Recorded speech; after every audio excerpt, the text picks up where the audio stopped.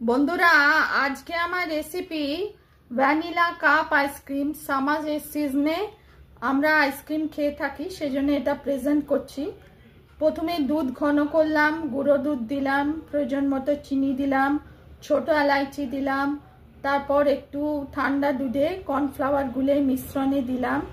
তারপর মিশ্রণটা ঠান্ডা করে মিক্সিতে ব্লেন্ড করে একটুখানি মালাইও দিয়েছিলাম, দুধের মালাই, মানে দুধের ওপরে জমে থাকা যে সরটা, মিক্সিতে ব্লেন্ড করে তারপর আমি 2 ঘন্টা ফ্রিজে রেখেছিলাম। আর ফ্রিজ থেকে বার করে আবার মিক্সিতে ব্লেন্ড করে আর ছোট ছোট কাপে ভরে তাতে চাপা দিয়ে কভার করে 7-8 ঘন্টা পুরো ফ্রিজে রেখেছিলাম।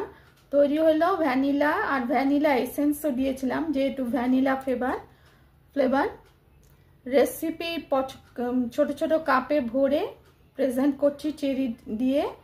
দেখুন, একদম কাছ থেকে আমি দেখাচ্ছি, একদম পুরো জমে গেছে হোমমেড ভ্যানিলা কাপ আইসক্রিম।